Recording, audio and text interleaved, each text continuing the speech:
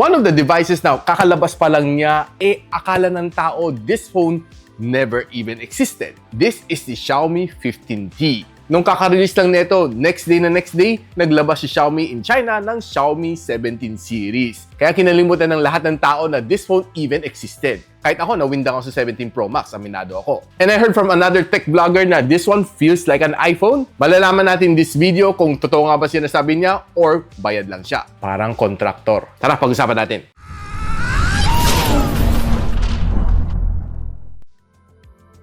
So as we can see na yung box ni Xiaomi 15T and 15T Pro is very simple. Kitang-kita natin na it's always a white box, parang Xiaomi 14T lang. Nabuksan na natin. Yun. So inside, there's a smaller box. Meron tayo SIM ejector pin. Meron tayo mga manuals. A jelly case na color gray. Not bad ang kanyang texture. The Xiaomi 14T itself. Charging cable na A to C pa rin. And charging brick na 67 watts. Okay, for the main course. Ito ang kanyang specs kung gusto nyo makita. One thing na hindi ko gusto sa mga global variant ng mga Xiaomi na phones is that you need to peel off this one kasi nakadikit. Unlike sa mga China ROM counterpart na slide mo lang, tanggal na. Now, ito ang itsura ng Xiaomi 15T. And mind you, bago ko sabihin ng presyo, ang Xiaomi 15T and ang Xiaomi 15T Pro, pareho ang kanyang itsura to my surprise. Na nag-visit ako ng Xiaomi store after launching, nakita ko, parang walang pinikaiba itong dalawa. Wala siyang distinction to let you know na this is a Pro and this is a non-Pro. For me, yun ang pangit ng 15T series. Now, for the price. Si Xiaomi 15T na 12,256 will be priced at 26,999, which is a 1,000 peso increase from the Xiaomi 14T. And yung kanyang 12,512 will be priced at 28,999, which is also a 1,000 peso increase from the Xiaomi 14T. And I'll put the details on the description box kung saan siya pwede mabili. Or just simply click yung lalabas na lang bigla sa inyong screen para official ang mabibilhan yung mga devices from Xiaomi. Ingat lang kayo kasi ang daming scammer itong palapit na Pasko. Just a word of reminder. Now, yung itsura niya is not far from the Xiaomi 14T. Halos magkamukha pa nga sila sa totoo lang. One thing na hindi ko masyado gusto dito sa kanya is yung kanang edge dito. Masyado siyang makanto, which is for me, hindi ako mahilig talaga sa mga phones na medyo makanto, which is similar sa S25 Ultra. Pero medyo naging fan ako nitong rose gold color na medyo mamahalin ng itsura. And what I like dito sa kanya is hindi siya isang buong glass dito sa likod. Meron pa siyang divider dito, pero pag hinawakan mo, pag sinalat mo, flat na flat naman siya. Which is probably one of the standouts pagdating sa design. And another thing is manipis lang siya. So hindi siya masyado mag-wobble pag nilapag mo sa yung table. Another feature that you probably might miss compared sa Xiaomi 14T kung nasanay ka doon is yung kanyang power button. Yung power button ng Xiaomi 14T parang medyo magaspang, mafe-feel mo no, na parang medyo mga linya-linya siya nakaumbok, which is missing na dito sa Xiaomi 15T. One thing to appreciate dito sa kanya is quite thin naman ang kanyang bezels and sturdy naman pag hawak ko dito sa aking kamay. And one sad thing is that this phone comes together with a HyperOS 2 inside Android version 15. I was hoping na sana dumating to with a HyperOS 3 inside Android version 16. And by the way, this one gets 4 years na major Android update, which is not bad for me. Now, kung gusto niyo malaman ng complete specs nito phone na ito na.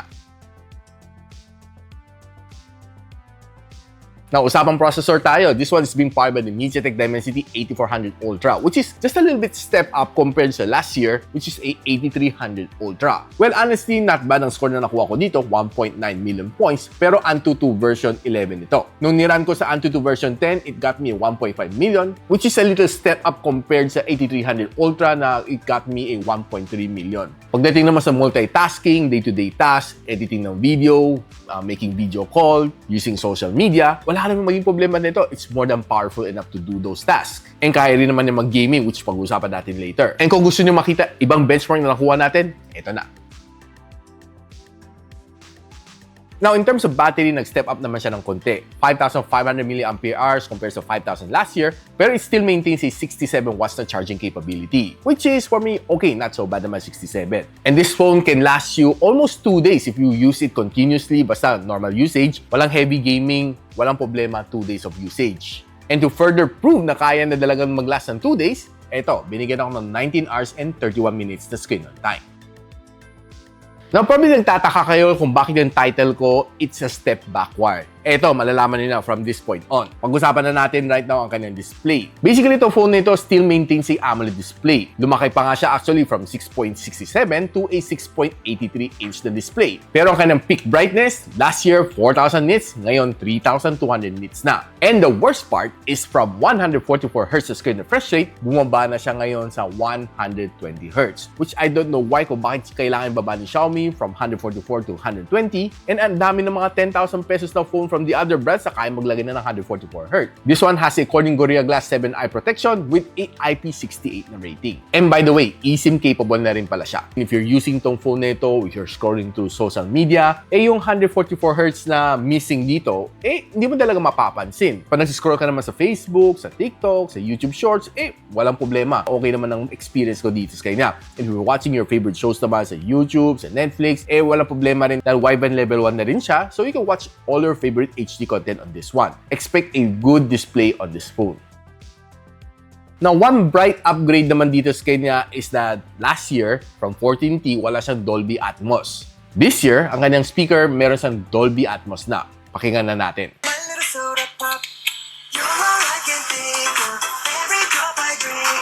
Well, honestly, di ko namang ramdam yung pagka-Dolby Atmos niya. Though yung sound niya is quite average, pero hindi flagship level. Now, pag-usapan natin quickly ang kanyang gaming experience before we talk about the camera. Tatlong games nilaro ko dito, Wuthering Waves, Genshin Impact, and si Call of Duty Mobile. Pagdating kay Wuthering Waves, hindi ko naman siya sinagad-sagad din ang kanyang graphical settings dahil this is a 8400 Ultra. Given na yun ang settings ko, I was able to achieve naman ng 60 FPS. Pero pag nagka-clash na, nagkakaroon na siya ng frame drops. Bumaba siya ng around mga nasa 48 to 49 to 50 FPS. And halos ganun siya, no? Consistent naman siya pag nag-heavy battle. Pero kung nag-adventure, nasa 58, 59, 60, yun na nakikita kong mga FPS nun based sa aking FPS meter. And the touch response naman quite okay. The sound is just average. Don't expect too much. And umabot siya ng around 43 degrees Celsius after an hour of gameplay. Pagdating sa Genshin Impact, pag nag-adventure ka, no, maabot ako ng mga 75 FPS. So, napapansin ko sa aking FPS counter. Pero once na nagkakaroon na ng clash, bumaba siya as low as 68 FPS. The gameplay was okay. I think parang mas better pa siya kaysa Wuthering Waves. Mas smoother pa ang experience ko dito sa kanya. Touch response is okay. Same lang naman sila. And feel ko mas masarap laruin si Genshin Impact dito kahit medyo i-lower down mo yung graphical settings. Umabot ako ng 42 degrees Celsius dito sa gameplay after an hour.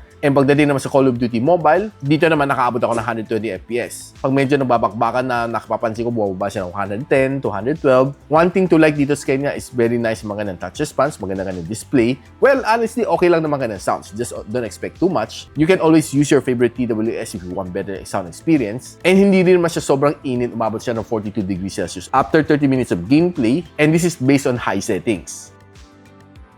Eto na, pag-usapan na natin camera. Of course, i-highlight ni Xiaomi na this is being co-engineered with Leica. Aminado naman natin na, well, maganda naman mga Leica na output. Pero, there's something missing dito on this phone. Sa Xiaomi 14T, ang experience ko is more vibrant ang kanyang Leica Vibrant. Pero this time, parang kulang sa sipa ang mga pictures. Nahuli ko kung bakit. Last year sa 14T, ang gamit nila is Sony IMX906. But this year, sa 15T, nag-increase ang kanyang price, pumangit ang kanyang sensor. I was surprised that they are using this time around a OmniVision na OV50 Light Hunter 800. It's a downgrade compared sa IMX906. No wonder, yun ang mga nakukuha kong resulta. So ito na, pakita ko muna sa inyo mga samples. Okay, so right now, tingnan muna natin ang performance ng camera ni Xiaomi 15T. Dito sa Xiaomi 15T, medyo mas konti ang aking mga outdoor shot due to heavy rains lately. So, I was able to snap some of these good shots dito on outdoors. And honestly, not bad naman ang camera ni Xiaomi 15T when it comes to outdoors. Makita mo yung ganda naman ng kanyang camera. You'll be able to get some cloud details. It's pretty nice and solid. Pag tinignan mo naman sa halaman na to, looking okay, sharp naman sila. And pag tinignan mo naman itong figure na to, and if you zoom it to 2 times with its telephoto lens, okay naman siya. For me, sharp na sharp pa rin naman siya. Capturing sa signages and street signs, okay, sharp, very good. If you bring it indoors like sa mga coffee shop, tinry ko naman gamitan ng gandang 5x zoom. This is a normal shot and zooming all the way to 5x zoom, medyo nalulos na ng quality kahit sexy back pa si ate. And I was able to take some apparel shots naman, okay, nice, sharp naman siya. Makita mo, no, ang ganda ng kanyang pag-focus dito and yung kanyang background blur is pretty nice and solid. Parang litaw na litaw yung shoes dito. Probably it's the effect ng halogen bulb niya.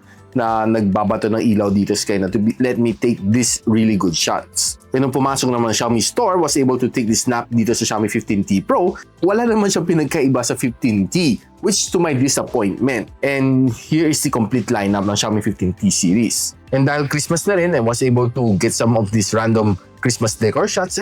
Mukhang okay naman, no? There are times na parang kulang siya sa vibrance, no? Probably it's the effect ng downgrading ni Xiaomi from Sony IMX down to OmniVision. You will see yung kaming compromises dito, no? That's probably one of the explanation bakit medyo mas kulang ka ng vibrance. Pansin ko nga rin na medyo mas vibrant ang mga shots na nakukuha sa 14T. Kung kumuha ka ng mga stuffed toy shots, okay lang. Yung feeling mo may kulang pa siya ng kunting something na hindi mo ma-explain. And kung kumuha ka naman ng mga food shots like this one, okay lang. Not bad. Pero there are times sa under the yellow halogen bulb, medyo naninilaw na yung mga food like this. But overall, taking some food shots dito sa phone na ito is nice, good, and feeling ko kulang lang kunti sa sipa. Not sure kung makokolect siya using yung kanyang firmware update, pero tingin ko it would be more on the hardware dahil sa kanyang OmniVision na sensor. Pero for me, not so bad na. Pero I would say could have been better kung mas magandang sensor ginamit ni Xiaomi. Now, on extremely low light situation, ito, makakuha ka rin ng some good shots kung mapag-focus ka ng maayos. But there are times na kung medyo mas low light pa lalo, mapapansin mo soft na rin ang mga photo niya. And there are times na hit and miss yan ang mga shots na nakukuha ko on low light. Like this one, makita mo, ang ganda nito, which is for me pretty nice and outstanding. Pero there are times na like this one naman na nag-overexpose naman ng tong camera niya, which is, like I said, hit or miss. But most of the shots naman na nakuha ko dito sa mga Christmas decors, mukhang okay naman. But there are times talaga nag-overexpose siya just like this one. And before I forget, itong kanyang camera has a ultra-wide lens and this is how it looks like. And you can zoom it all the way to 60 times zoom, which is medyo hindi na ganun kaganda after 60 times zooming. Now, usapang selfie naman on outdoor, mukhang okay naman siya, legit. Makikita mo medyo mas smooth din ang mukha ko kahit walang beautification on ito. And if you bring it to indoor low light, doon mo makita na medyo mas soft na yung iyong mukha. Pero overall, the quality ain't so bad pa rin naman for indoor situation. There are times na pag medyo maganda naman yung lighting, you'll be able to snap some good ones. Just like this one. Okay to. Ito just for laugh lang, mas malaki pa yung mukha ko dito sa mask. Now, tingnan muna natin some videos that I capture using this camera. So guys, ito yung video quality na makukuha mo if you're using the Xiaomi 15T to take a vlog. 4K and 30 and using the default audio. What can you say? And ito naman ang performance ng Xiaomi 15T using its 4K and 60 recording sa kanyang rear video na performance. So, recording using the default audio. Ano masasabi ninyo, guys? Now guys, with everything said dito sa kanya, there's a few upgrades pero there's some major downgrades dito sa phone nito. Kaya ang title ko, it's a step backward. If you're telling me na this feels like an iPhone, medyo siguro sa kanyang exterior, sa kanyang itsura, kopyang-kopya na siguro from the iPhone, but the feel is nowhere near an iPhone, lalo na sa kanyang camera. Probably ang gusto nila malaman sa akin kung would I personally recommend to phone na ito. If you're coming from the older generation, Xiaomi Mi 9T, 11T, 12T, 13T, I think you can really upgrade to this one. It is a leap compared to sa mga phones na yun. But if you're coming from the 14T, I would say na no, keep your 14T. Baka mas i-recommend ko pa si 14T sa'yo kasi better ang kanyang specs. Except the processor. Pero hindi naman malaki lundag ang kanyang processor. But the camera performance, I think si 14T would have been better. Pero if you're deciding to buy the Xiaomi 15T, there's always other better alternatives like si Nothing Phone 3A or si Honor 400 Pro or si 400. Pwede rin. Kaya guys, ano tingin niyo dito sa phone na ito? Feeling iPhone ba? Let me know in the comments. And if you want to know kung saan pwede mabili itong phone na ito, I'll post the link on the description box below. If you feel like na meron kayong mga friends or Mi fans na gusto bumili ng phone na ito, feel free to share this video, opinion ko. And of course, ina-encourage ko kayo mag-like, subscribe dito sa aking channel so you get to watch yung mga full and honest review like this one here sa aking channel. So paano yan? Hanggang dito na naman tayo. I'll see you when you see me. Peace out. And so, ako pala si Richmond and you're watching Gadget Sidekick. Like and subscribe to my channel. Don't forget to hit that notification bell. For one of my latest uploads, click the dito. And for one of my popular uploads, click here.